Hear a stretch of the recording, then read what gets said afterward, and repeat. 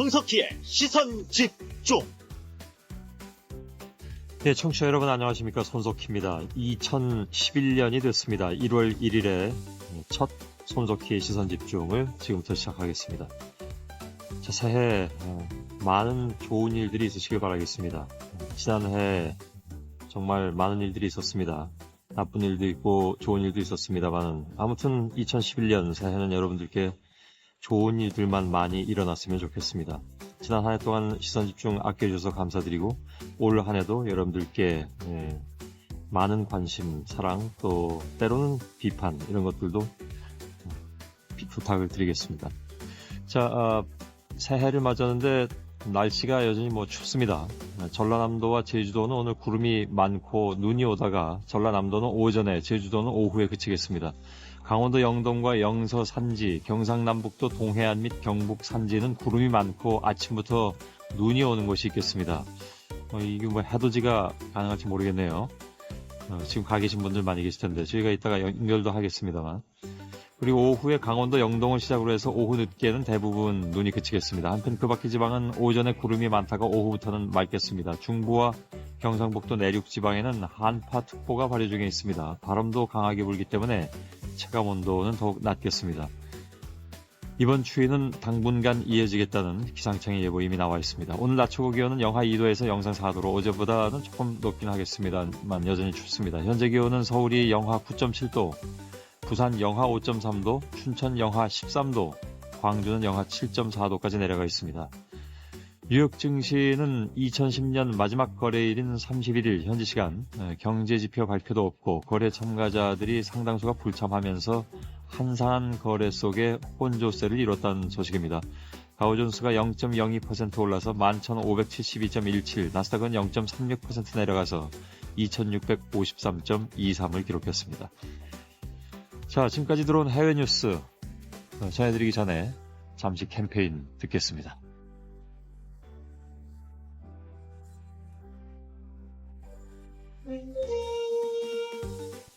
مشاهدينا مع الجزيرة هذا الصباح. 예, 프레시안의 황준호 기자 나와 계시죠? 예, 안녕하십니까. 네, 새해 복 많이 받으십시오. 네, 새해 복 많이 받으십시오. 0.1초 늦었네요, 제가.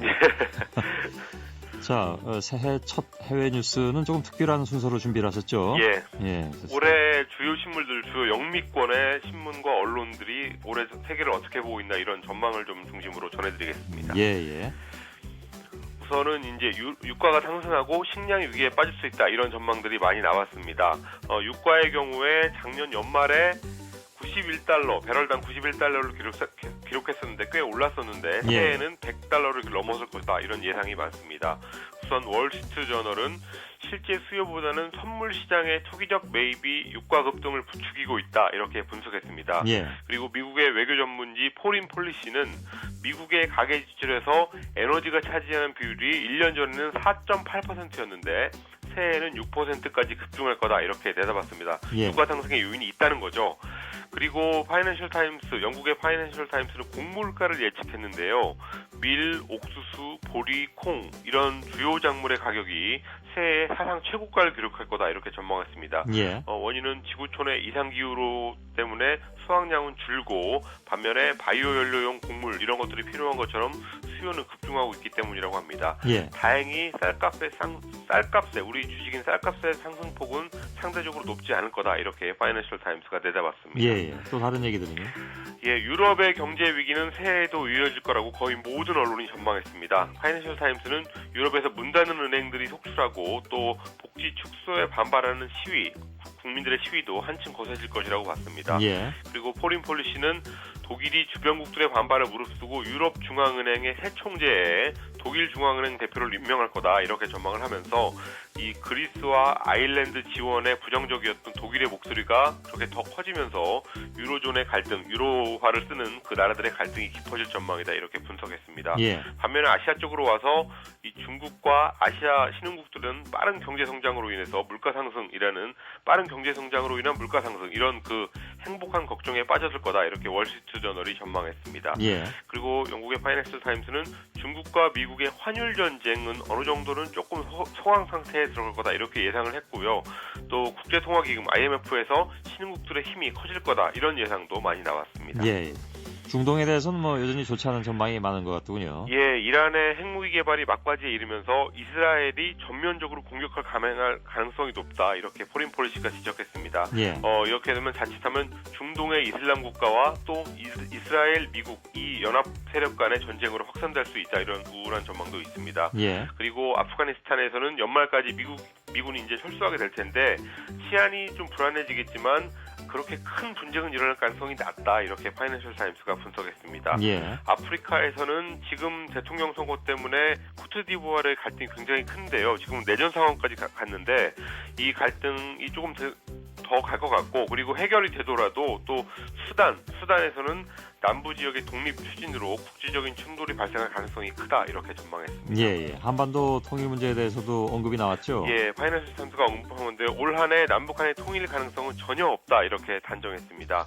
근데 여기서 말하는 통일은 이제 약간 흡수 통일 이쪽인데요. 예. 김정일 북한 정권은 권력 승계 작업을 지금 시작하면서 더 북한이 호전적으로 변했고 그렇지만 그래서 통일의 가능성을 한층 높여졌다 이런 가능성이 있는데 여기 이제 요 부분에서 이제 흡수 통일을 얘기하는 건데. 예. 하지만 한국은 북한이 혼란을 감당하면서까지 흡수 통일을 추진할 뜻이 없고 중국도 통일을 원치 않는다 이렇게 파이낸셜 타임스가 말했습니다. 예. 그러면서 언젠가는 통일이 되겠지만 2011년은 아닐 거다 이렇게 말했습니다. 예. 여기까지 듣겠습니다. 고맙습니다. 예, 감사합니다. 예. 프레시안의 황준호 기자였습니다.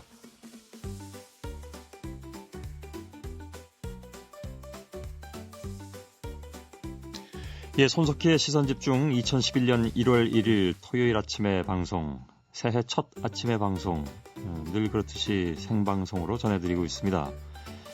1월 1일 새해가 밝았죠. 또 일부 언론, 아니 뭐 많은 언론들이 신묘년 새해가 밝았다고 합니다만은 아닙니다. 아직 신묘년은 아니죠. 아직은 경인년 호랑이 해입니다. 설이 지나야 이제 토끼 해가 시작이 되죠. 그러나 아무튼 우리 뭐 대부분 양력을 또 많이 세니까 새해가 시작이 됐습니다. 오늘 시선집중은 신년 특집으로 진행을 하겠습니다. 새해 첫 아침 어디서 여러분들은 무엇을 하고 계실까요? 청취자 여러분들의 생생한 목소리를 좀 들어보겠고요.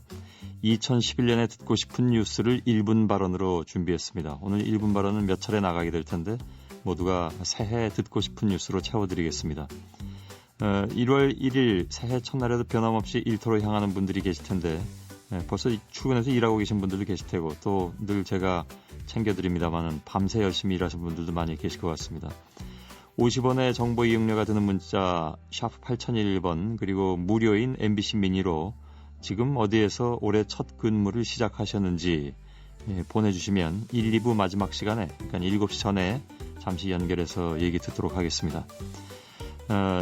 이곳을 찾는 분들이 새해 첫 아침에 역시 많으실 텐데 오늘 좀 걱정되기도 합니다. 왜냐하면 영동지방은 이미 대설주의보가 내려져 있는 상황이고 대부분의 동해안 지방이 좀 구름이 많이 껴있는 그런 상황이어서 해돋이 보러 가신 분들이 지금 어떤 기분이실지도 좀 궁금하군요. 포항 호미곶에 가 계신 분 한 분을 연결하겠습니다. 김시연 씨인데 여보세요? 여보세요? 예, 안녕하세요. 네, 안녕하세요. 예, 반갑습니다. 네, 교수님 새해 복 많이 받으세요. 아이고 또 0.1초 늦었네. 네. 새해 복 많이 받으십시오. 네, 고맙습니다. 예, 오늘 포항 호미곶에 가 계시다고 들었는데 네. 날씨가 어떤가요? 걱정 하나도 안 하셔도 될 것 같아요. 아, 그래요? 네, 좀 많이 춥다고 해서 제가 무장을 하고 나와서 그런지 모르겠는데요. 예. 생각보다 그렇게 춥지는 않고요. 예, 많은 분들도 따뜻하게 입고 오신 것 같네요. 예. 네. 하늘은 어떻습니까? 하늘은 오늘 안개가 좀 낀다고 했는데 예. 생각보다 그렇진 않은 것 같고요. 별도 잘 보이고 달도 아직은 잘 보입니다. 아, 그런가요? 예. 네네. 지금 그 해 뜨려면 한 1시간 정도가 남은 것 같은데 네. 깜깜하잖아요. 네, 깜깜합니다. 많이 깜깜해요. 오늘 일출 7시 37분입니다. 네. 그러니까 1시간 한 10분 정도가 남았는데 그때까지 날씨 변화가 없길 간절히 바라겠습니다. 네, 고맙습니다. 예, 주변에 많은 분들이 오셨죠? 네, 오늘 친구들이랑 같이 왔어요. 예, 예. 네. 호미곶에는 다른 분들도 많이 계신가요? 모여 계신 분들이? 네, 전국에서 정말 많이 오신 것 같은데요. 예. 거기 시선집중 라디오팀 빼고는 거의 다 모이신 것 같고요. 그리고 이 외에도 경찰분들도 지금 다 나와서 도와주고 계세요. 그러면 뭐 어렵게 연결됐으니까 네, 한 30초 내지 1분 정도의 시간을 드릴 테니까 네네. 잠시 동안 MBC 리포터가 돼주시겠습니까? 아, 네, 고맙습니다. 예, 자, 영광을 시작해 주셔서. 네, 김시현 리포터. 네, 김현 예. 리포터입니다. 지금 포항 호미곶에 해돋이 맞이하러 이제 가셨는데 어떻습니까? 네네. 주변 분위기라든가 날씨라든가 좀 전해주실까요? 날씨가 생각보다는 많이 춥지 않고요. 예. 그래서 체감 기온이 좀 낮기 때문에 어묵을 드시는 분들 지금 굉장히 많습니다. 그렇습니까? 예. 그리고 네, 따뜻한 라면 국물 드시는 분들도 참 많으시고요. 그래도 연인과 가족들과 또 친구들과 따뜻하게 손잡고 떠오르는 해를 기다리시는 분들 참 많이 계십니다. 예. 현재에서 지금 그 일출 시각은 몇 시로 예상하고 있습니까? 7시 33분에서 34분 사이에 오늘 2011년 해가 뜬다고 하는데요. 예. 오늘 해가 잘 보일 수 있을지 많은 분들이 간절하게 바라고 있는 것 같네요. 예. 이게 네. 지역에 따라서 일출 시간이 조금씩 차이가 날 수 있는데 그 지역은 네네. 7시 33분 33분에서 이후에 34분. 네, 예. 그렇습니다. 네. 그 하늘도 맑다면서요? 네, 비교적 맑은 편이고요. 예. 눈이 오고 또 안개가 많이 낀다라는 그런 걱정 섞인 말씀들이 많으셨는데 그렇게 예. 크게 걱정 안 하셔도 될 것 같습니다. 알겠습니다. 자, 네. 오늘 그 김시현 리포터는 새해 소원을 어떻게 빌고 싶으십니까? 제 새해 소원이요. 예. 무엇보다 건강이고 오늘 같이 이렇게 포항까지 찾아온 친구들이 같은 꿈을 꾸고 있거든요. 예. 그래서 올해는 정말 저희 대박나는 해가 됐으면 좋겠습니다. 예. 네. 김시현 1일 리포터의 꿈이 이루어지길 바라겠습니다. 네, 고맙습니다. 예, 제가 듣기로는 열심히 구직 활동 중이시라고 네. 다니시던 직장을 그만두고 새로운 꿈을 찾아서 떠나신다고 들었습니다. 네, 맞습니다. 예, 꼭 이루어지길 바라겠습니다. 네, 고맙습니다. 고맙습니다. 네.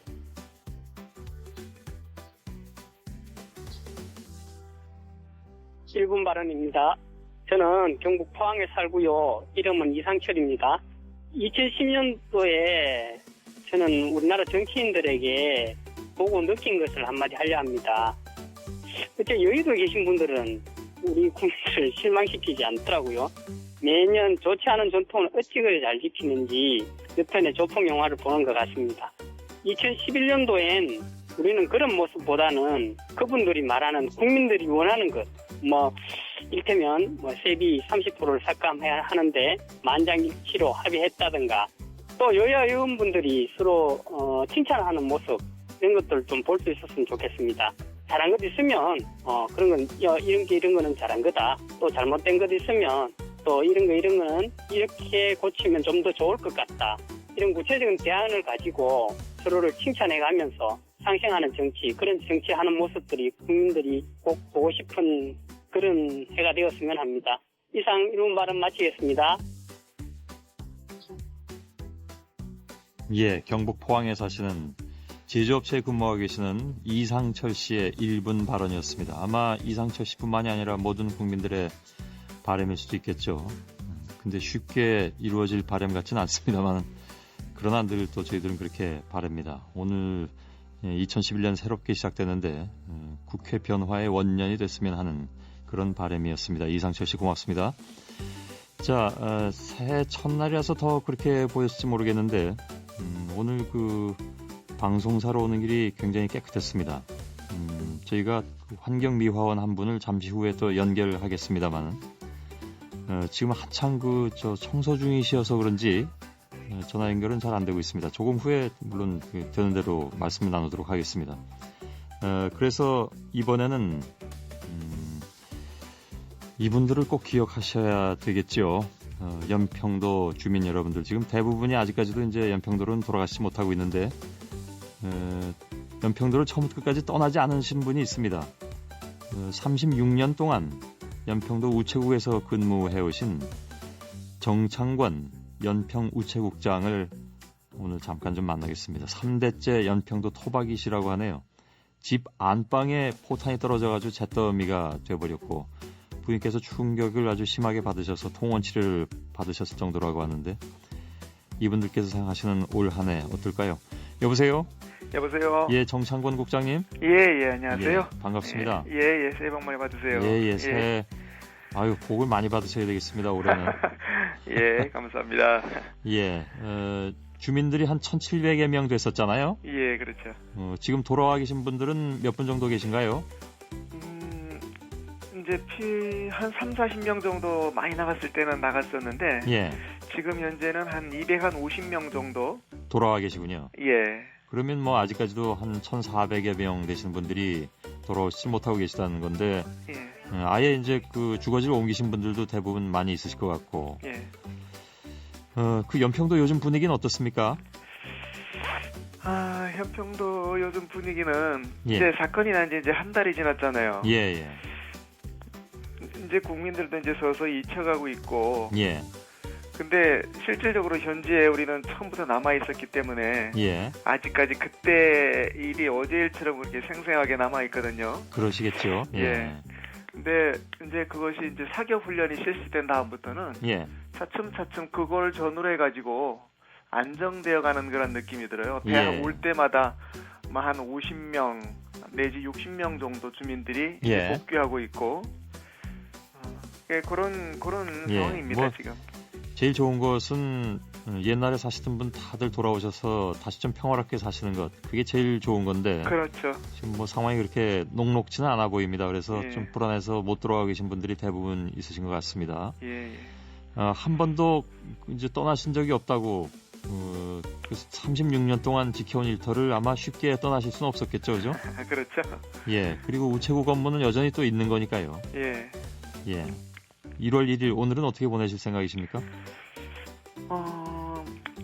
이제 어젠가 우리 포격 이후에 처음으로 여기 연평도 기관장들이 모였었습니다. 예. 그동안 해병 부대 같은 경우도 계속 비상이 오고 그래서 우리가 한 달에 한 번씩 모임도 못 갖고 그랬었는데 어제 이제 해병대 부대 여기 기관장들 다 한번 모였었거든요. 예. 그래서 우리가 새해에는 그래도 우리가 많이 위축돼 있는데 우리 새로운 그러한 모습을 가지고 이제 국민들한테 예. 새로운 모습을 한번 보여주자. 예. 그래가지고 그 지금 뉴스에 나오는 그 개머리 해안이 보이는 그런 망향대가 있습니다. 예. 그래서 그곳에 가서 우리 한번 해맞이하면서 아직까지 TV 같은 그런데 아직까지 모든 것을 통제하고 있었는데 예. 한번 열어놓고 국민들한테 이렇게 민과군이 이렇게 새롭게 시작하는 그런 모습들 한번 보여주자. 예. 이제 그렇게 얘기가 됐었고, 예. 좀 이따 이제 가서 해맞이하면서 이제 새롭게 이제 새해를 다지려고 그렇게 계획을 하고 있습니다. 오늘 뭐 날씨는 괜찮습니까? 서해안 지역은? 예, 그 날씨는 그렇게 깨끗한 것 같지는 않은데, 예. 그래도 뭐 뉴스에서 해맞이 볼 것 같다 그러니까 아직 밖이 캄캄해가지고 예. 잘 모르겠어요. 밖이 어떤 예. 상황인지. 뭐 해가 구름 속에 혹시 가리더라도 우리 예. 연평 주민들 마음 속에는 정말 찬란한 해가 다시 좀 떴으면 좋겠네요. 예, 감사합니다. 예. 정창권 연평 우체국장님이셨습니다. 고맙습니다. 예, 감사합니다. 예. 여러분은 지금 성신여대 손석희 교수가 진행하는 시선 집중을 듣고 계십니다.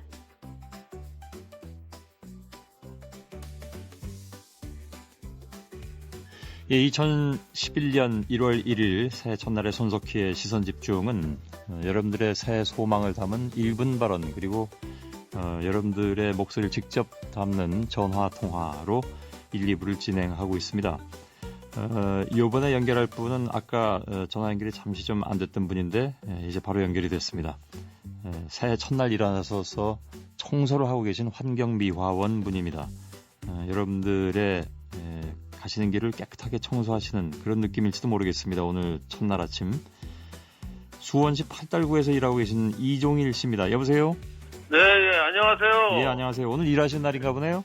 네네네, 그렇습니다. 예. 어디 지금 청소하고 계십니까?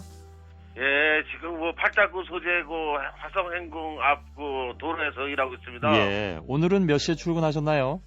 예, 새벽 4시에 출근했습니다. 아이고, 추우셨겠네. 지금도 추우시겠습니다만. 영하 12도라 그러더라고요. 그러게요. 예. 예. 늘 그렇게 아침 근무를 매일 하십니까? 아니면 좀 돌아가면서 하십니까? 매일 합니다. 예. 매일 하세요? 예. 오늘 같은 날은 휴일인데 휴일도 이렇게 늘 나오시는 모양이네요? 네네네, 나오고 있습니다. 예. 요즘은 눈이 좀 자주 온 편이라서 더 좀 힘드셨죠? 예, 좀 힘들었습니다. 예. 예.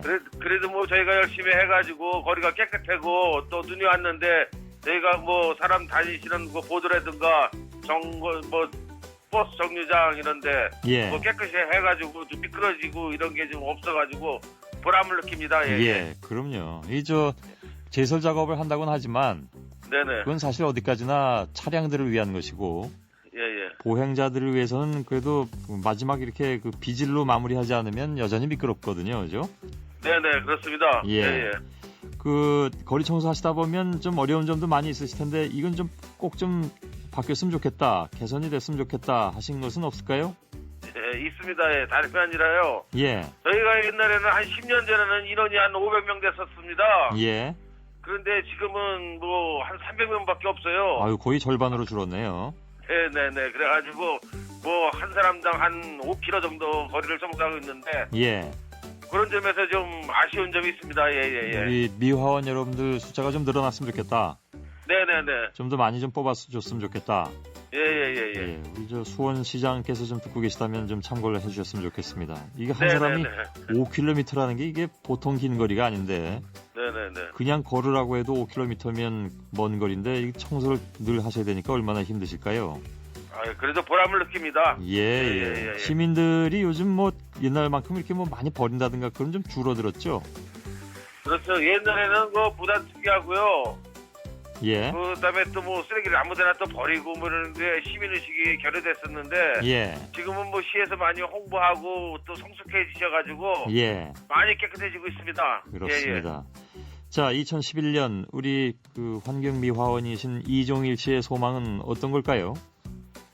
뭐 저희는 뭐 딴 거 없습니다. 뭐 우리 수원 시민 또 환경미화원 모두 뭐 건강하고 또 잘 지냈으면 좋겠습니다. 예, 예. 자, 오늘 맡으신 5km 구간 중에 앞으로 어느 정도 남으셨습니까?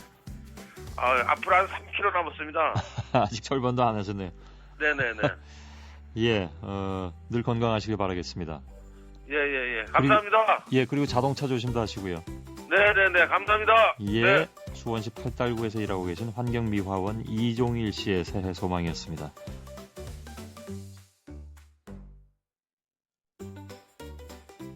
안녕하세요. 1분 발언을 시작하겠습니다. 저는 26개월 된 딸아이와 5개월 된 아들을 키우는 류은주라고 합니다. 2011년 10주년을 맞아 새해 희망이 있다면 토끼 같은 아이들을 키우는 엄마로서 경제적인 부담을 조금은 덜 수 있도록 정부의 지원이 늘어나는 것인데요. 저도 직장을 다니고 있지만 아무래도 아이를 낳고 키우는 데 드는 비용을 무시할 수는 없잖아요. 아이들이 예쁘긴 해도 무작정 낳을 수도 없고 하루하루 너무 힘이 듭니다. 도용료 지원이 확대한다고 하는데 그건 맞벌이 부부나 4인 가구에만 해당되는 대책들이어가지고 외벌이나 그 아이가 많은 다자녀 가정은 혜택이 없더라고요.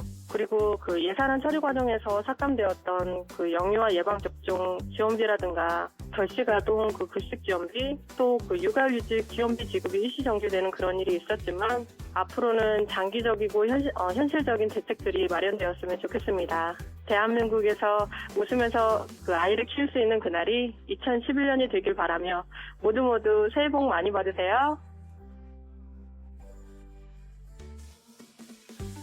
예, 서울 동작구 노량진동에 사시는 유은주 씨의 목소리였습니다.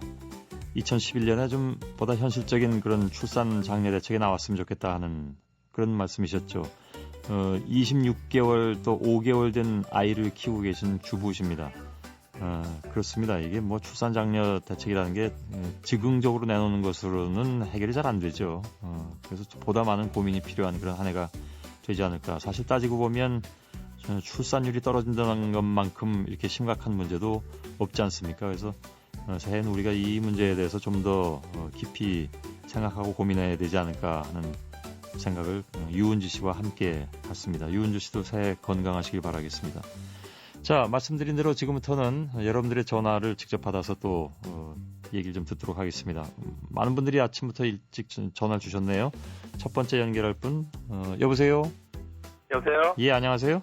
예, 안녕하세요. 예, 성함이 어떻게 되시는지요? 예, 관악구 노량진, 관악구 신림동에 사는 이주형입니다. 이주형 씨요? 예. 예. 아침에 일찍 일어나셨네요? 원래 새벽에 일을 하는 직업이라서요. 예. 새해 복 많이 받으십시오. 예, 새해 복 많이 하십시오. 예, 이번엔 제가 0.1초 빨랐습니다. 아, 예. 예. 어떤 일을 하십니까, 새벽에? 개인 할인마트에 그 구매 바이어라는 직업을 하고 있습니다. 구매 바이어요?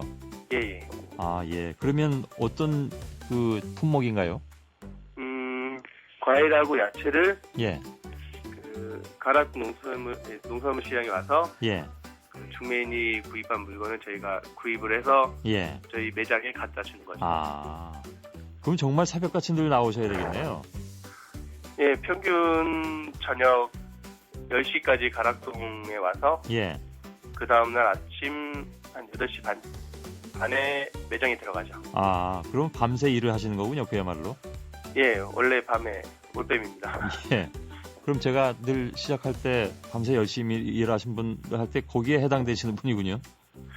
예, 안 그래도 아침에 매장에 들어가기 전에 송 교수님 방송 항상 듣고 있습니다. 예, 아유, 고맙습니다. 그럼 지금도 가락동에 계실 거고요. 네, 방금 도착했습니다. 예. 아이고, 이렇게 밤새 늘 이렇게 일하시면 개인 생활이 굉장히 좀 다른 분하고 달라서 예. 여러 가지 좀 어려운 점이 많이 있으시겠습니다. 친구들 만나기도 어렵고. 친구들은 거의 끊겼고요. 그걸 그렇게 가볍게 말씀하시다니. 그래도 예. 결혼은 하셨습니까? 예, 결혼을 해서 지금 딸만 셋 있습니다. 아이고, 예. 예. 딸부자시군요. 예, 예. 예. 애국자십니다. 예, 감사합니다. 몇 살입니까, 따님들이? 첫째가 이제 6살 되고요. 예. 예, 둘째, 셋째가 쌍둥이인데, 아, 그러세요? 예, 올해 3월 달에, 작년이죠? 작년 3월 달에 낳았습니다. 예. 아, 예. 얼마나 예쁠까요? 예. 예, 6살 큰 따님은 정말 이제 한참 귀여울 때일 것 같고, 예. 작년에 태어난 쌍둥이들 얼마나 참 이쁠까.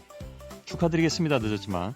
아, 예, 고맙습니다. 예, 예. 열심히 일하시고, 아마 이 세 따님을 위해서 아마 정말 분골서신 일하실 것 같습니다. 예.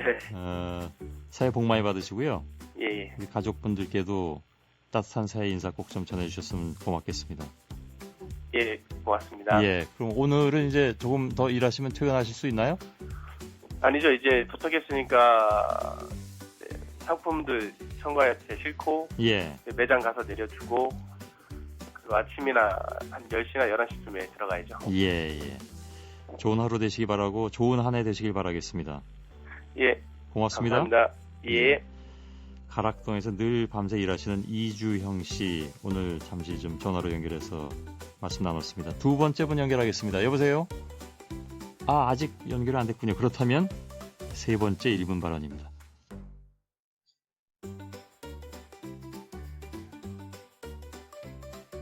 안녕하세요. 저는 청주에 살고 있는 양날이라고 합니다. 1분 발언 시작하겠습니다. 최근에 구제역 때문에 마음이 참 안 좋습니다. 부모님이 축산업을 하고 계시거든요. 아무리 나라에서 보상을 해준다고 해도 정말 자식처럼 키운 수를 죽여야 하는 심정이 오죽하시겠어요. 눈물 뚝뚝 흘리면서 살처분하는 모습을 보면 정말 가슴이 찢어지는 것 같아요.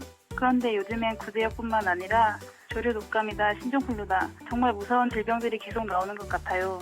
왜 이런 질병들이 계속 생길까 생각해보면 환경적인 이유가 가장 큰 것 같아요. 환경오염으로 인해 이전에는 잘 나타나지 않았던 질병들이 나타나고 인간들은 물론 축산물에게까지 심각한 피해를 입히고 있는데요. 나라에선 해결이 아닌 해결책만 반복하는 것 같아 더 답답합니다. 제가 2011년에 꼭 듣고 싶은 뉴스는 대한민국 세계 최대 청정구역 선정, 소고기 수출량 최대, 구제역 획기적인 치료제 발명이라는 뉴스예요. 그래서 국민들이 안심하고 특히 축산 농가들의 시름이 덜어졌으면 좋겠어요. 끝으로 지금도 구제역 때문에 고통받는 축산 농가들 더 이상 상처받는 일이 없었으면 좋겠고 축산업 하시는 모든 농민분들 힘내시라는 말씀 드리고 싶습니다.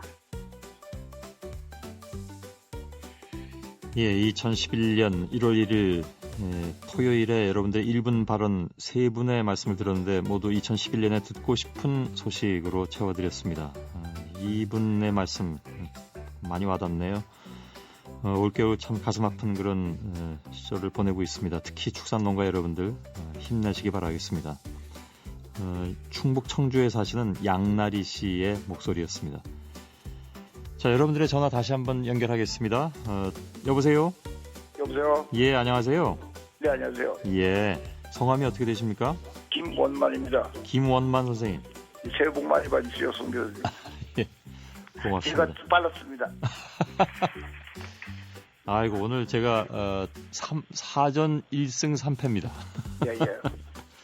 김원만 선생님, 새해 건강하시고 많은 일, 좋은 일이 있었으면 좋겠습니다. 복 많이 받으십시오. 고맙습니다. 예, 어떤 일을 하고 계신지 여쭤봐도 될까요? 예, 아파트 경비하고 있습니다. 아이고, 그러시군요. 예, 예. 이 시간에 깨 계신 분들, 아파트 경비하신 분들 많이 계신데. 예, 예. 그러면 그 밤새워 근무하셨습니까? 예, 밤새 근무했습니다. 아이고, 추우셨겠네요. 예, 괜찮습니다. 예. 어디서 일하시죠? 서초동에서 일하고 있습니다. 아, 서울 그 서초동이요? 예, 예. 예, 예. 그 이제 그 맞교대로 일하시죠, 대개? 예, 예, 24시간 맡겨됩니다. 예, 그럼 오늘은 몇 시에 퇴근하십니까? 예, 아침 7시 반이면 퇴근합니다. 아, 이제 한 40분 남았고 가시는 길에 새해 첫 해가 뜰 것 같습니다. 예, 그렇습니다. 예. 기분 좋은 한 해가 되실 수 있기를 바라겠습니다. 아, 고맙습니다. 예. 24시간 이렇게 일하시면 그냥 그 경비소에만 앉아 계신 것이 아니라 이제 순찰도 가끔 도시고 예, 예. 그러시잖아요. 그렇습니다. 예, 예. 밤 사이에는 별일 없었습니까? 예, 별일 없었습니다. 예. 다행이군요. 늘 그렇게 좀 별일이 없었으면 좋겠습니다.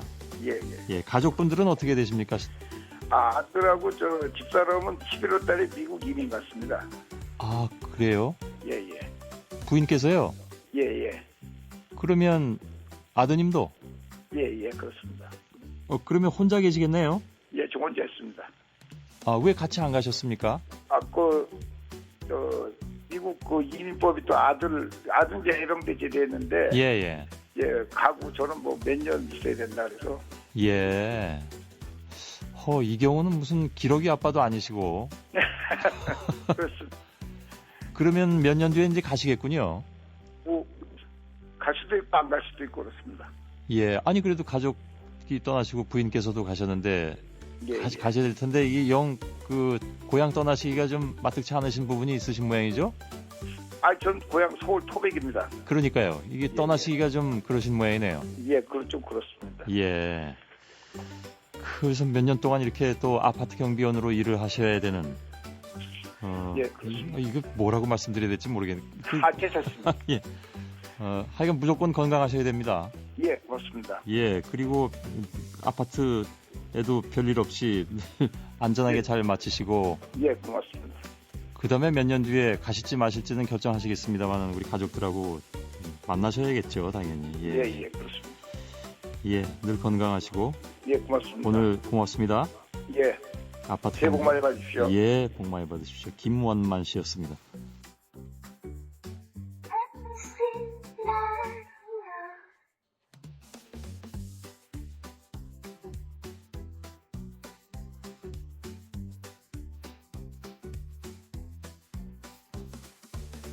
토요일에 만난 사람.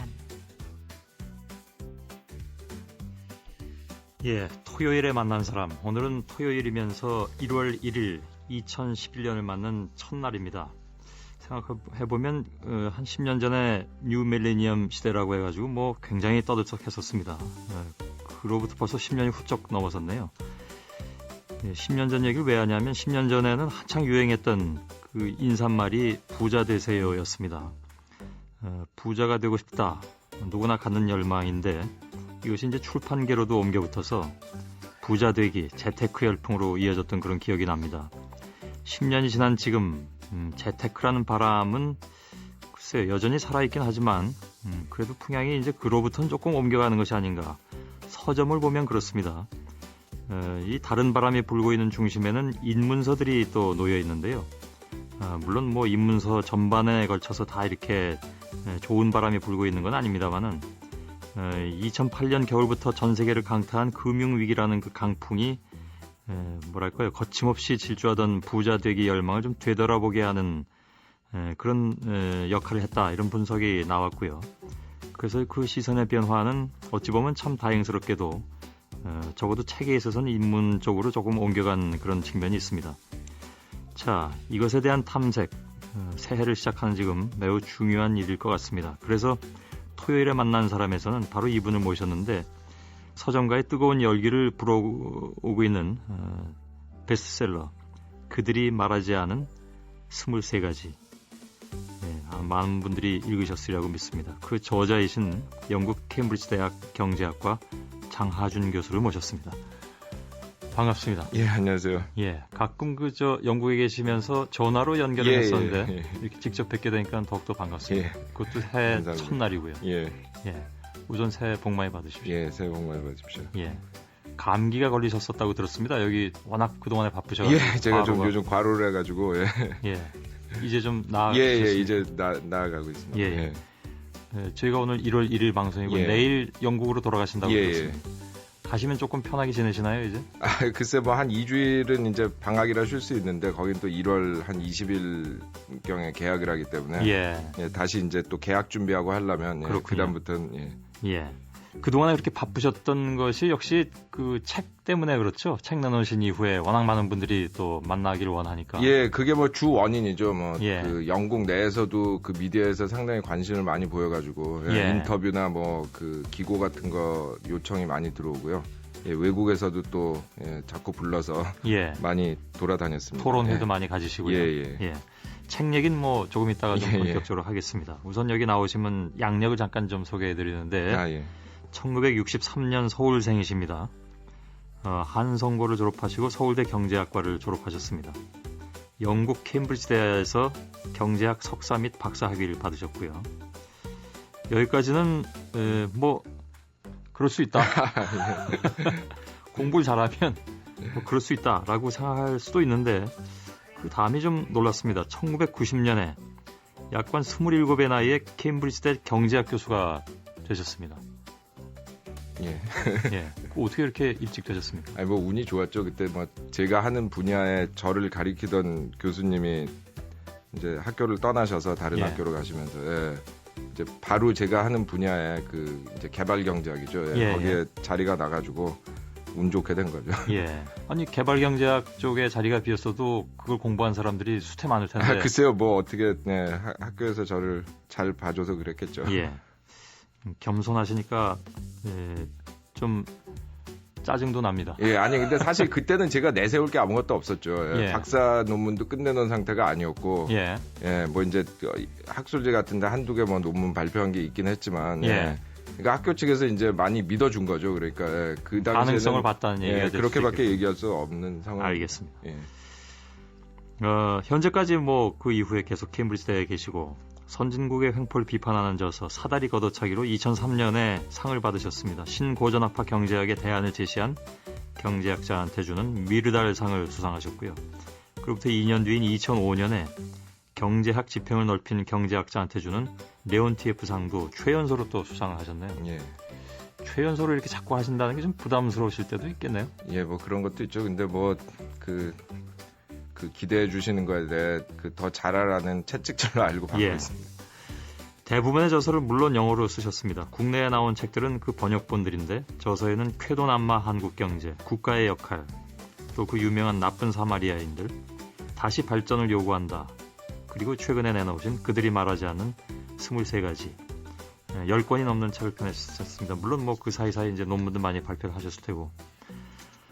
지난해 내신 책 그들이 말하지 않은 23가지는 뭐 갈수록 열풍이 좀 뜨거운 것 같습니다. 아예 뭐 이런 정도일 줄은 상상도 못했죠. 물론 이제 지난번에 이제 나쁜 사마리아인이 나오면서 그 국방부에서 도와주셔가지고 유명해져서 금서로 발표했기 때문에 그 상당히 많이 팔긴 했지만 뭐 지금 현재 상태로만 보면 그때에 비해서 뭐 7, 8배 정도 속도로 책이 팔리고 뭐 엊그제 25만 권이 넘었다 그러더라고요. 그래서 이 경제학 책으로서는 제 입장에서는 상상이 안 가는 속도라. 물론 책을 좀 쉽게 쓰시기도 하셨습니다. 근데 사실 이런 책을 쉽게 쓴다는 것이 더 어려울 것 같은데요.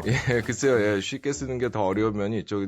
글쎄 이번 책은 특히 이제 그 일반 독자들한테 좀 다가가려고 지금까지 쓴 책들은 물론 뭐 나름대로 쉽게 쓴다고 하긴 했지만 뭐 주제 자체도 이제 그 개발도상국 경제발전 뭐 세계화 이런 식으로 조금 제한이 돼 있고 아무래도 그 책 호흡들도 길고 그런데요. 이번에는 될 수 있으면 많은 분들한테 말하자면 다가가기 위해서 주제도 좀 다양하게 하고 글의 호흡들도 좀 짧게 해서 될 수 있으면 읽기 좋게 쓰려고 노력했습니다. 제가 일견 이렇게 보기에는 제목도 참 잘 정하신 것 같네요. 아, 글쎄요. 뭔가 더 궁금해지고, 예.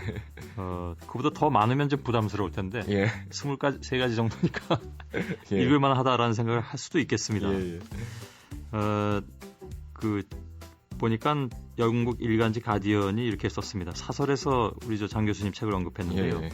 아주 극찬을 했습니다. 새로운 아이디어를 찾는 정치인들이 꼭 읽어봐야 된다. 최근 노동당수에 뽑힌 에드 밀리반드에게 장 교수를 점심 식사에 초대할 필요가 있다 이렇게 권고하기도 했습니다. 예.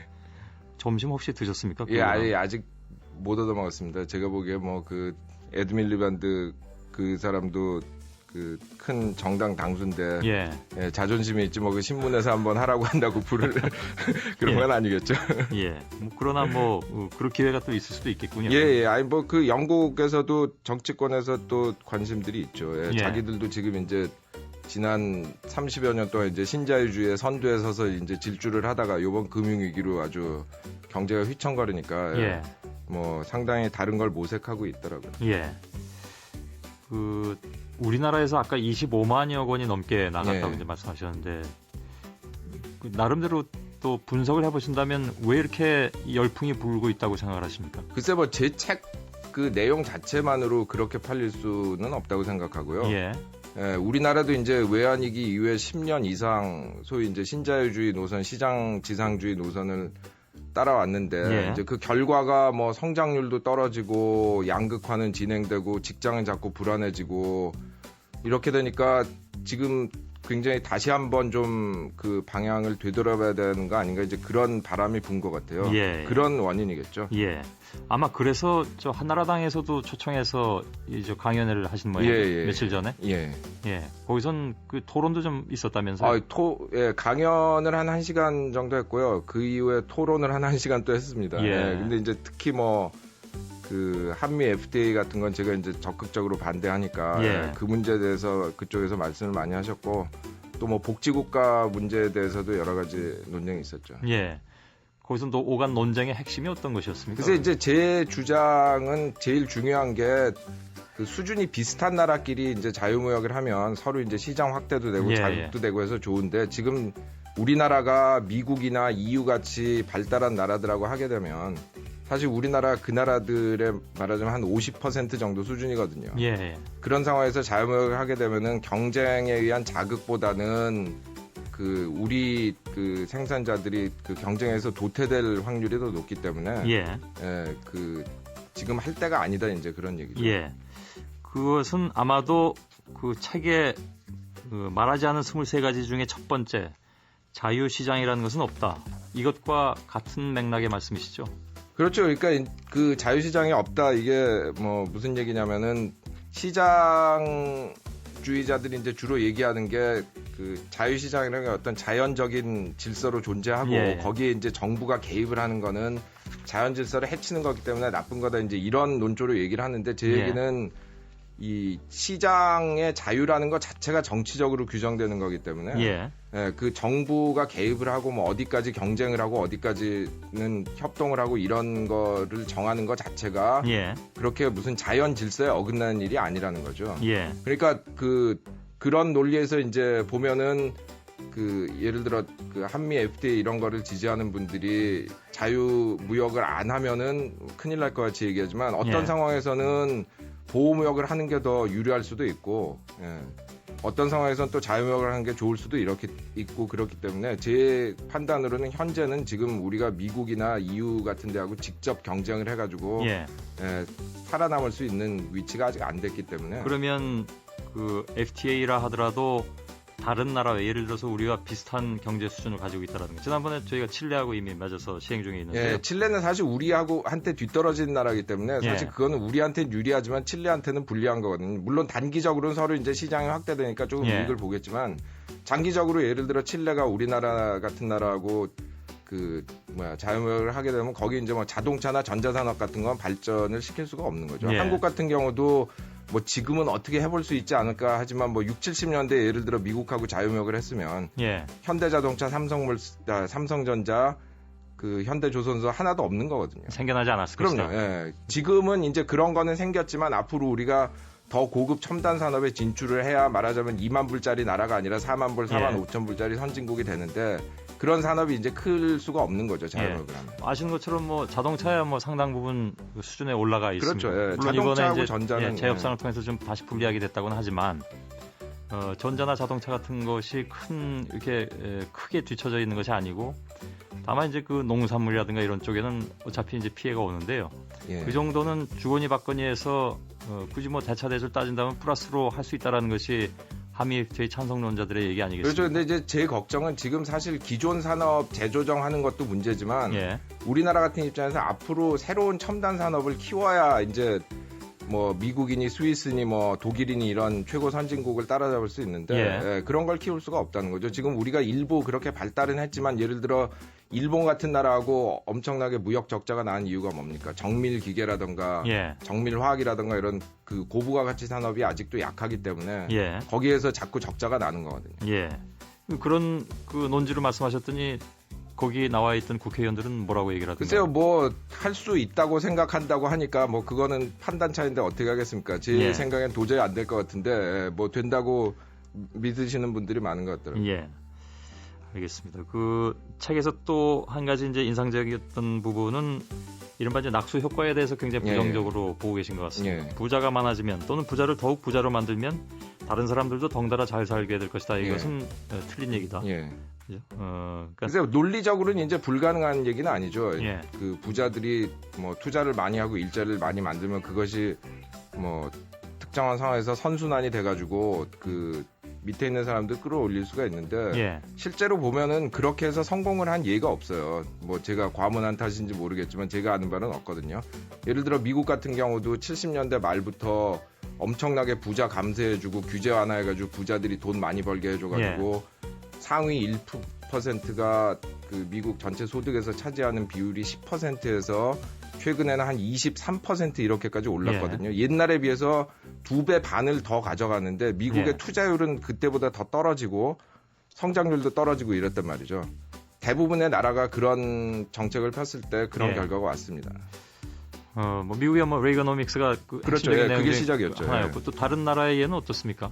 영국 같은 경우도 이제 그 태처가 들어오면서 세금을 많이 깎고 뭐 미국 정도는 아니지만 미국 다음으로 소득 분배가 그 선진국 중에 제일 악화된 나라인데 영국도 뭐 소위 영국병에 걸려가지고 나라 망한다던 60년대 70년대 비해서 이제 그 태처 개혁이 다 이루어지고 난 80년대 말 이후에 성장률이 훨씬 더 낮거든요. 그러니까 뭐 계속 이제 선전을 하니까 그 영국이 그 뭐 옛날에 세금도 많이 걷고 이래가지고 망할 뻔한 걸 태처가 들어와서 살려놨다 하는데 실제 통계를 보면은 그런 증거가 전혀 없는 거죠. 물론 뭐 그 정치 사회학이나 정치 경제학이 이미 드러난 현상을 통해서 분석할 수밖에 없기 때문에 지금 여태까지 연구하신 예로서 살펴보신 예로서는 전혀 그런 예가 없다고는 하는데 근데 그냥 논리적으로 보자면 이른바 낙수 효과라는 것 그러니까 세금을 감면해 줌으로써 소비와 투자를 촉진시킨다라는 것 어찌 보면 굉장히 간단한 명제인데요. 그럼 그게 왜 현실에서 적용이 안 되거나 실현이 안 된다고 보십니까? 그러니까 이제 그 부자들한테 세금을 감해주면 그게 투자로 돌아가야 그게 성장도 되고 거기서 뭐가 더 생겨서 그게 말하자면 낙수가 되는데 문제는 그거를 그 보장할 방법이 없다는 거죠. 그러니까 예를 들어 제가 책에다가 이제 그런 비유를 썼는데 옛날 스탈린이 한 정책 같은 거는 사실 그것도 그 투자자한테 돈을 몰아주는 거였어요. 물론 거기는 투자자가 자본가가 아니라 그 중앙계획경제통제국이었지만 거기는 그래도 투자는 하긴 했거든요. 돈을 몰아주는.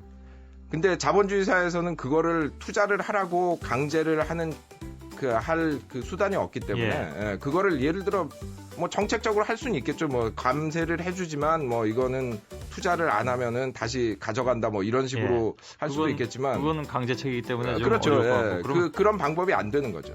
투자 유인책 정도는 쓸 수 있는 거 아닌가요? 그거는 쓸 수 있죠. 그것이 하나의 그 뭐랄까요 보장할 수 있는 장치가 될 수 있는 건 아닌가요? 근데 이제 문제가 뭐냐면은 그 보통 이제 그런 감세 정책을 할 때 그 흔히 같이 하는 게 그 규제를 완화해주면 돈 벌 기회가 많아지니까 그 투자를 많이 할 거다 이런 전제가 있는데 사실 더 중요한 거는 어떤 그 사회 간접 자본 투자라던가 기술 개발 지원이라던가 고급 노동력의 그 생산이라던가 이런 걸 통해 가지고 돈 벌 기회를 그 경제 전체적으로 만들어줘야 되는데 하고 싶은 거 마음대로 해봐라 이러면은 예. 우선 이제 쉬운 걸로 가는 거죠. 쉬운 걸로 가고 그 다음에 단기적으로 돈 벌지만 장기적으로는 그 기업을 깎아먹는 그런 투자 안 하고 될 수 예. 있으면 감원하고 비정규직 많이 만들고 이러면 장기적으로는 회사에 그 해가 되지만 단기적으로는 돈이 벌리거든요. 예. 그러니까 그런 거를 못하게 막아놓고 하면은 혹시 모르겠지만 대개 규제 완화하고 세금 깎아주고 동시에 하기 때문에 그렇죠. 더 안 되는 겁니다. 예. 복지에 대한 관심이 최근 들어서 부쩍 더 높아졌습니다. 예. 경제 성장하고 복지가 서로 충돌한다고 보느냐. 예. 어떤 분들은 그래서 어느 정도 살아놓고 그다음에 복지가 가능한 것이다라고 예. 보는 경우도 있고 또 반대로 보자면 복지를 활성화함으로써 오히려 또 경제 성장을 이끌어낼 수 있다라고 보는 측도 있는 것 같습니다. 그렇죠. 예. 어느 쪽이십니까? 글쎄 뭐 저는 그 최소한 그 우리나라 정도 수준에 이르렀으면 복지하고 성장이 배치되는 게 아니라 복지를 잘해야 성장도 잘하는 단계가 왔다고 생각하거든요. 이제 예. 진짜 뭐 국민소득 옛날에 우리나라 60년대처럼 뭐 100불 이런 시대에는 사실 그게 제가 보기에 논란이 좀 있을 수가 있어요. 근데 예.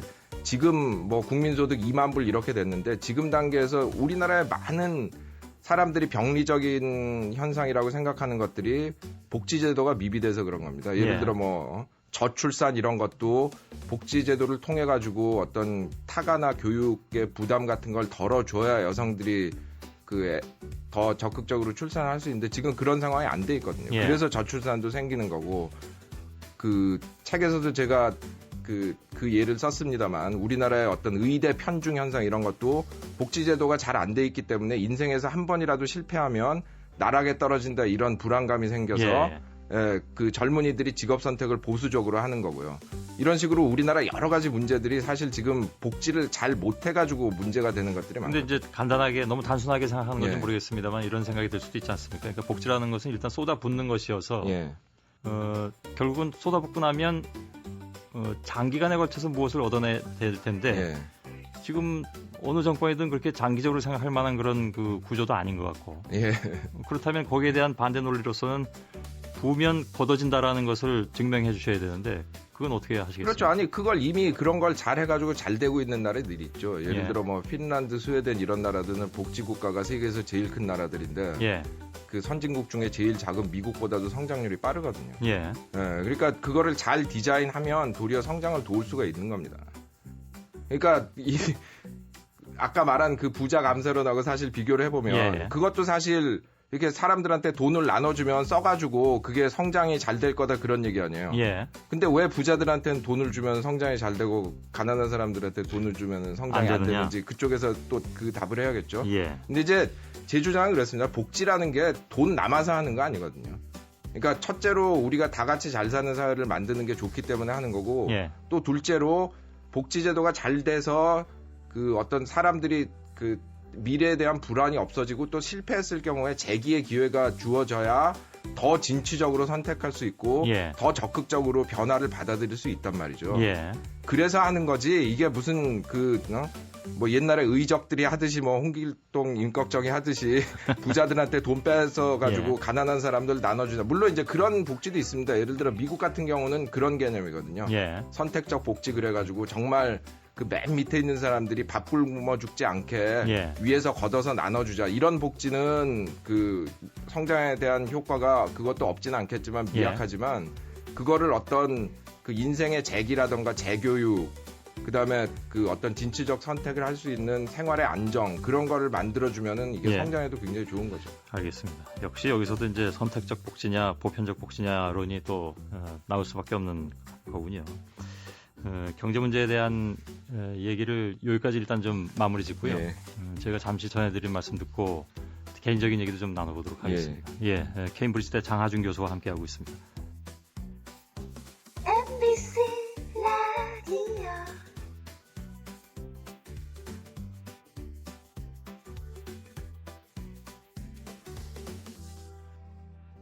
토요일에 만난 사람 1월 1일 새해 첫날에 장하준 케임브리지대 교수와 함께 하고 있습니다. 이제부터는 조금 개인전 얘기를 좀 나누겠습니다. 예. 그 명문가를 취재한 연재물이 있더군요. 조용헌의 명문가 이야기. 여기서 보니까 호남의 대표적인 명문가이자 수재 집안으로 유명하다. 그래서 장 교수님의 할아버지께서 전남의 대지주로 상해 임정에 군자금을 댔던 독립운동가로 알려지셨고. 아, 그거는 저희 할아버지는 아니시고요. 예. 예, 그러니까 저희 증조 할아버지가 대지주셨고, 그 이제 할아버지 형제들 전체가 이제 그 독립운동 자금을 대셨죠. 아, 예. 알겠습니다. 그리고 슬하에 이제 그 사남을 두셨는데 전남대 의대 교수였던 장정식 선생, 둘째가 이제 전남도인이었던 장충식 선생, 셋째가 한전 사장이셨던 장영식 선생, 그리고 넷째가 이제 장하준 교수의 아버님 되시는 삼선 의원이자 산업자원부 장관이셨던 장재식 전 장관. 그리고 장하준 교수의 동생인 장하석 씨는 런던대 과학철학 교수. 예, 최근에 케임브리지 대학으로 또 옮겼습니다. 아예 자리를 옮겼나요? 예. 아, 형제가 같은 학교에 그렇게 계시고. 됐습니다. 예. 그것도 참 드문 경우네요. 예, 그렇게. 그리고 사촌으로는 이제 소액주주 운동을 펼친 고려대 장하성 교수, 그리고 장하진 전 여성가족부 장관도 계시고. 한 집안에서 이렇게 교수와 장관이 많이 나오셔서. 아, 글쎄요. 예, 이거 어차피 좀 그 관심이 많이 가는 집안일 수밖에 없겠네요. 그 집안에서 그 태어나서 자라면서 무슨 중압감 같은 건 없으셨을까요? 글쎄요, 뭐 그런 걸 느낀 적은 없고요. 그래도 이제 계속 교육받은 게 이제 특히 선대에 이제 독립운동들을 많이 하셨기 때문에 나 개인 우리 가족만 잘 되는 것보다 나라를 위해서 민족을 위해서 공헌할 수 있는 태도를 가져야 되는 이제 그런 얘기는 많이 들었죠. 근데 이제 그걸 구체적으로 너는 어떻게 해서 뭘 해야 된다 이런 얘기를 하시는 것들은 아니니까 뭐 중압감이라고 생각하지는 않았습니다. 여기 그 집안의 몇몇 분들은 보니까 이제 꽤 진보적 성향을 띠신 분들도 계십니다. 우리 장 교수님도 마찬가지지만. 글쎄요. 그것도 하나의 뭐 집안에서 꼭 이렇게 해라 하진 않았지만 이어져온 어떤 그. 그렇죠. 그러니까 이제 그 일제 시대에 이제 독립운동을 한 분들 자체가 뭐 그걸 꼭 통상적인 의미에서 뭐 진보라고 뭐 얘기할 수는 없지만 그냥 거기에 순응해서 살면 더 편하게 사는데 그거를 뭔가 이게 아니다, 더 옳은 일을 해야 된다 이런 식으로 사신 분들이니까요. 그런 그 가풍이 이제 영향이 있었겠죠. 초등학교 때 이미 1시간에 250페이지 책을 독파하셨다는 얘기가 전설처럼. 그래서 이거 뭐 무협지 같은 얘기니까. 무협지를 읽으셨다는 얘기는 아니실 테고. 아니 그때 무협지를 읽은 건 아니죠. 그래서 이게 무척 그 세속적 질문인지 모르겠습니다만 공부하는 비법이 따로 있으셨습니까? 아니 뭐 그런 건 없고요. 열심히 해야죠. 그러니까 뭐 특히 이제 유학 가서 같은 경우는 제가 영어가 딸리기 때문에 다른 친구들이 5시간 할 때 저는 10시간, 12시간 해야 되고 그 수밖에 없죠. 그건 이해가 갑니다. 저는 조금. 경제학은 원래 관심이 있으셨습니까? 제가 아는 어느 교수분은 그 서울대 경제학과를 나오신 분인데 왜 거기 갔냐고 그랬더니 고등학교 다닐 때 계속 1등을 하니까 학교에서 그냥 거기 가라고 했다. 뭐 그런 얘기도 하는데. 그런 건 저는 조금 관심이 있었어요. 왜냐하면은 뭐 그런 의미에서는 제가 뭐 유물론자라고 할 수 있는데 인간 사회 근저에 이제 어떤 경제가 놓여 있고 그래서 그걸 이해하는 게 사회를 개선하는데 필요하다 뭐 이런 생각을 했기 때문에 제 이제 바람이 뭐 학자가 됐건 어떤 직업을 나중에 택하건 사회에 좀 도움이 돼보겠다 이제 그런 생각이었기 때문에 그런 식으로 이제 고르게 된 거죠. 다른 분야도 많았을 텐데. 글쎄 제가 뭐 역사학에도 사실 관심이 많이 있었거든요. 그래서 지금도 보면 이제 역사적인 예를 많이 들고 그러잖아요.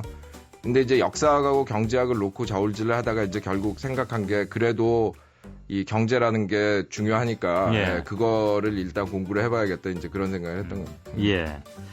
그 영국에서 오랫동안 공부하시고 또 여태까지 영국에서 생활을 하고 계신데 이건 좀 우리하고 좀 다르다. 그래서 제가 거기서 지금 제가 이제 가리키는 것도 그 영향을 받아서 그런 식으로 가리키고 처음에 가서 굉장히 이게 이렇게 배웠으면 한국에서도 좋았을 텐데 생각했던 것이 항상 학설들을 가리키고 이럴 때 논쟁 중심으로 가리키거든요.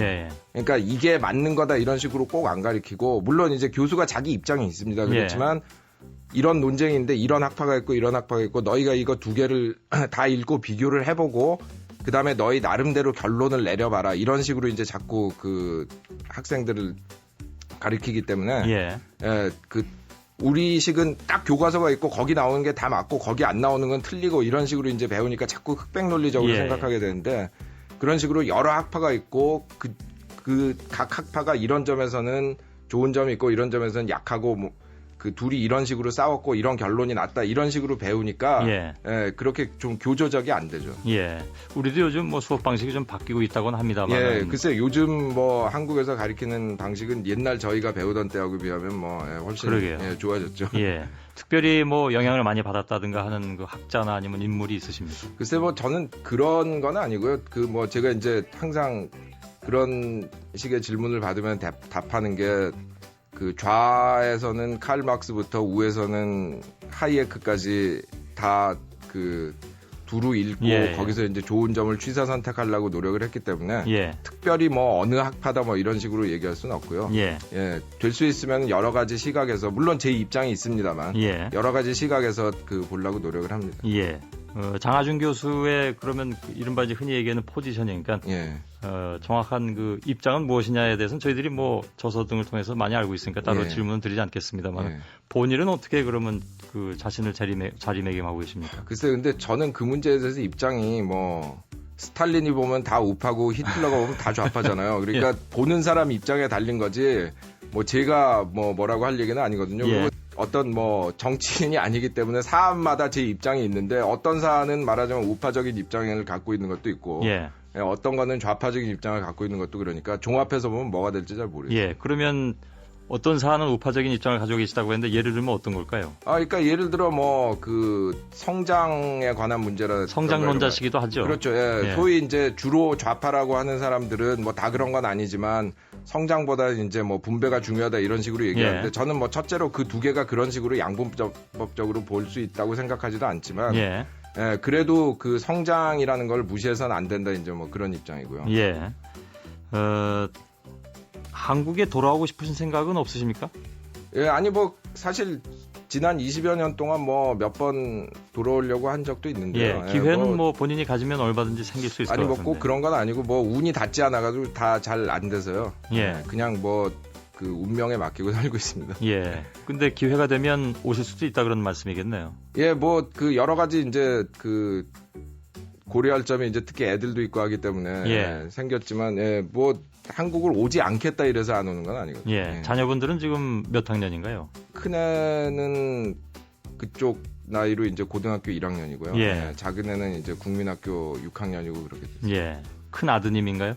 큰애가 따님. 딸입니다. 역시 뭐 공부를 잘하나요? 뭐 공부하는 걸 좋아해요. 그래요. 부럽습니다. 어떤 분이 칼럼을 쓰셨는데요. 이런 말씀드리면 어떻게 반응하실지 제가 대충은 알겠습니다만 장하준 교수를 기획재정부 장관시키면 경제가 제대로 돌아갈 거다. 이런 얘기를 칼럼에 쓰셨던데 읽어보셨습니까? 혹시? 아니 뭐 지금 처음 들으셨습니까? 들으신 느낌이 어떠십니까? 글쎄요. 뭐 그 제가 제 능력과 적성을 아는데 그건 아닌 것 같습니다. 연구가 더 맞다. 저는 사실 뭐 그 책 읽고 글 쓰고 하는 게 좋아가지고 교수가 됐는데, 뭐 그 직업이 좋아서 계속 하고 있고. 그러나 또 달리 생각하는 분들은 연구한 것을 실현시킬 수 있는 기회가 있다면 그것도 하나의 책임이 아니냐 이렇게 말씀하시는 분들. 근데 그건 좀 다르죠. 예를 들어 뭐 생화학자가 그 우리 몸을 연구해가지고 어떤 연구 결과를 내놓는다고 해서 그 사람이 좋은 의사가 될 수 있는 건 아니거든요. 그러니까 그거는 분업으로 봐야죠. 알겠습니다. 2011년 이제 새해를 맞고 있습니다. 우리 사회가 글쎄요, 경제만을 중심에 두고 생각할 때 어떤 과제를 가장 먼저 극복해야 된다고 보십니까? 그래서 지금 두 가지 과제가 있다고 보는데 하나는 지금 새로운 성장 동력을 만들어야 돼요. 말은 뭐 많이들 하는데 사실 뭐 그 정부 지원 같은 것도 부족하고 지금 우리나라 산업 구조가 기본적으로 70년대 중화학공업 시대에 만들어 놓은 거거든요. 한 단계 더 도약을 하려면 더 첨단 산업을 가야 되는데 그거에 대해서 지금 뭐 산업 정책은 하면 안 되는 거다. 시장 개입은 불필요한 거다. 뭐 이런 식으로 해가지고 지난 한 그 10년, 20년 동안 옛날에 비해서 많이 방기를 해놨기 때문에 지금 그런 게 필요고요. 또 하나는 이제 아까도 말씀드렸지만 지금 우리나라 단계에서는 제대로 된 복지 제도를 만들어야 그게 그 사회 불안도 해소할 뿐 아니라 성장에도 도움이 되는 단계가 같기 때문에 예. 그거를 또 논의를 해야죠. 예. 혹시 23가지 그 이후에 다른 책도 바로 또 구상에 들어가셨는가요? 아니요. 뭐 그렇게 예. 지금 그 책 나온 그 후유증 처리하는 것도 힘들기 때문에 예. 일단 이제 내일 영국으로 돌아가시면 한 2주 정도의 편안한 시간이 기다리고 있겠군요. 예, 꼭 편안한 시간 아닙니다. 학생들 추천서 써줄 것도 많고. 아, 그런가요? 예. 아무튼 지금까지보단 조금 편안한 시간을 잠시 가지시고 또 새로운 충전을 해주셨으면 좋겠습니다. 가신 다음에도 저희가 혹시 도움 말씀을 구할 일이 있으면 전화드리도록 하겠습니다. 예, 오늘 토요일에 만난 사람 1월 1일 새해 첫날에 반가운 손님은 케임브리지대 장하준 교수였습니다. 오늘 나와주셔서 고맙습니다. 예, 감사합니다. 예. 몬댕호 도이라는 여자가 그런 추악하고 편협하고 성미가 급한 사람임에 틀림없다고 생각하곤 했습니다. 고문을 당하다 지쳐있을 때 아마도 나의 좋은 점을 기억하게 될 것입니다. 하지만 사실 그의 여자친구는 아름다울 뿐만 아니라 친절하기까지 합니다. 그녀는 부드럽게 미소를 지으며 말했습니다. 좋아요. 차로 가자. 너희들은 싸지 않습니다. 너희 둘은 갓 졸업한 것 같구나. 아직 보험에 가입하지 않았습니다. 우리는 영원히 함께 행복할 것입니다. 그가 말을 마치기도 전에 트로옹 투킴은 그녀의 손에서 손을 뗐습니다. 보상이 필요 없다고 말한 사람은 형이 떨어지면 모두가 그것을 지켰습니다. 처음에는 인사라도 제대로 해야겠다고 생각했어요. 의외로 그는 기본적으로 그를 만난 적이 없는 척했습니다. 그는 고개를 숙이고 그를 바라보다가 재빨리 몸을 굽혀 휴대폰을 꺼내 여자친구에게 물어보거나 연락처를 저장해달라고 부탁했다. 그때까지 내 전화번호를 이전하는 데 드는 비용은 얼마입니까? 사실 제 전화번호는 한 번도 바뀐 적이 없어요. 예전에는 숫자를 다 외우도록 강요하곤 했어요. 이제 당신은 아마 모든 것을 잊어버렸을 것입니다. 나는 순순히 1,038,565를 읽었다. 그의 손가락은 매우 빠르게 딸깍 소리를 내며 아무 소리도 들리지 않는 것 같았다. 나는 주머니에 있는 전화를 다 읽지도 않았는데 전화벨이 울리고 화면에 눈을 감고도 외울 수 있는 일련의 숫자가 나타났다. 마찬가지로 전화기를 치울 때도 마찬가지입니다. 드디어 사고가 끝났습니다. 구체적인 보상에 관해 누군가가 귀하에게 연락할 것입니다. 얼마나 신청해야 하나요? 한 푼도 누락되지 않습니다. 말한 후 그는 차를 몰고 떠났습니다. 사스케는 차에 붙은 경고 표시를 되찾았습니다. 나는 혼란스럽고 여전히 후회로 가득 차 있습니다. 그 사람 정말 잘생겼는데 너무 끈질기네요. 모든 남성이 여성 앞에서 관대해 보이는 것을 좋아하는 것은 아닙니다.